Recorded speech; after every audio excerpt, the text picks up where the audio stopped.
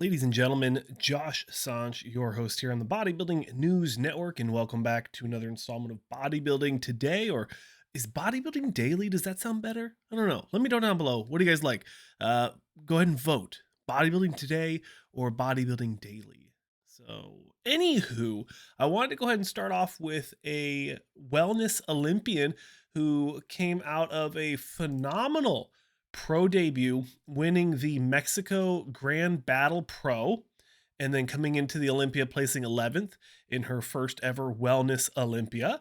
And that is Miss Jaqueline. I'm joking.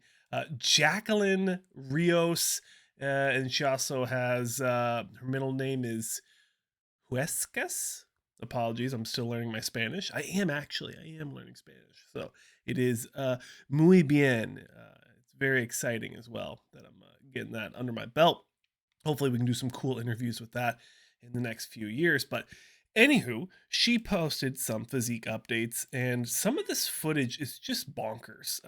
I can't emphasize enough how impressive it is for these wellness women to be able to build their glute muscles, but then not have anything else blow out of proportion. The midsection is always super tight. It's always controlled.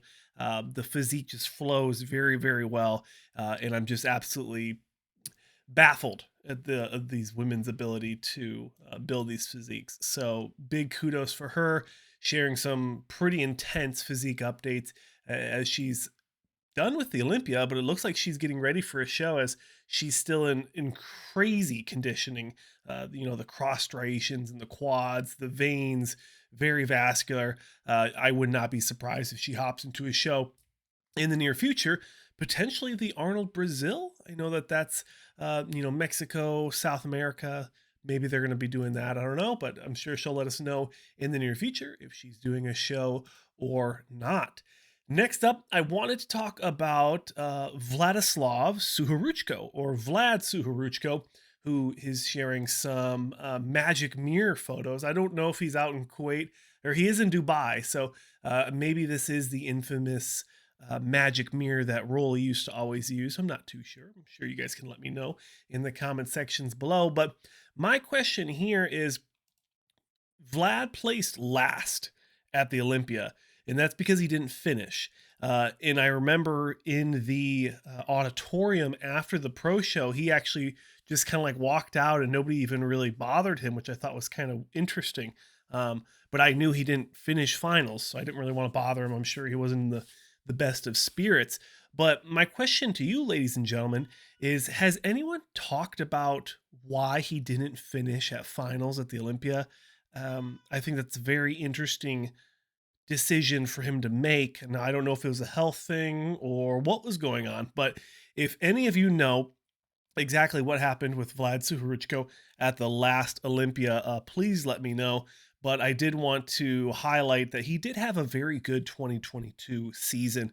He came into the Mr. Big Evolution Pro, placing fifth, and then he won the inaugural Yamamoto Cup Pro, which I believe is the France Pro. Correct me if I'm wrong.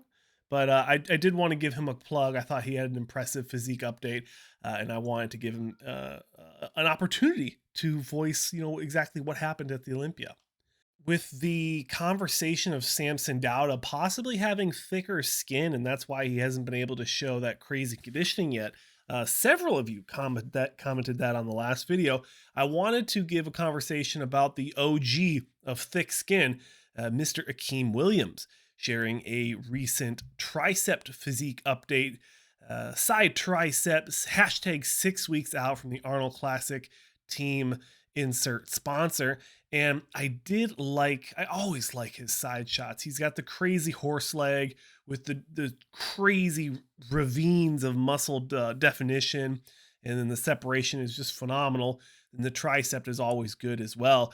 But the issue is you can't win the Olympia. You can't win. Well, he can win pro shows, but you can't win the Olympia and you can't win the Arnold Classic off of just good tricep shots and side chest shots. Any side shot. Okay, let's just say that. Any side shot. From the front, I am going to put some pictures up here for you so you can look at the comparison over his last Arnold Classic presentation, where he did place fifth in 2021.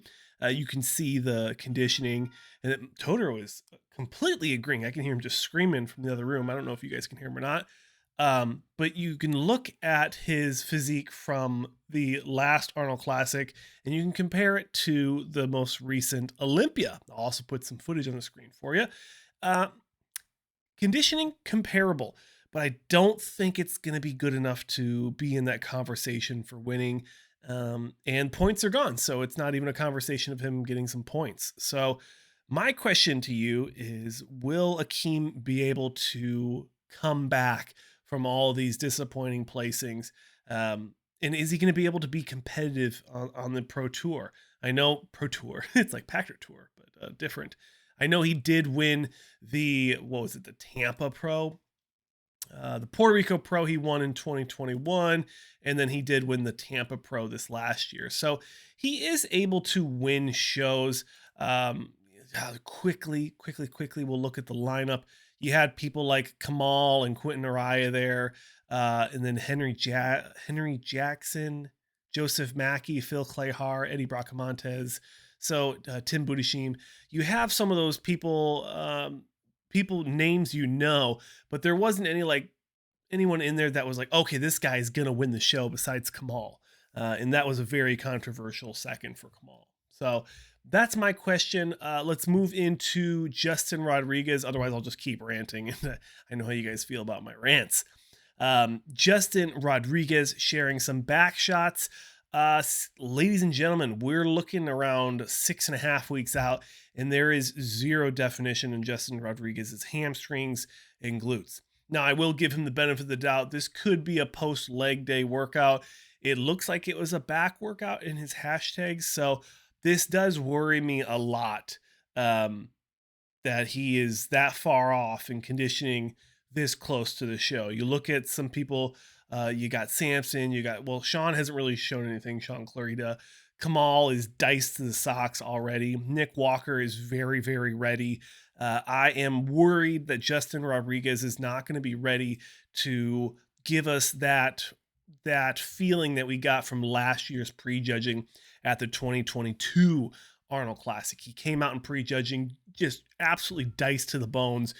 Some of the best presentation and conditioning we've seen from Justin Rodriguez ever.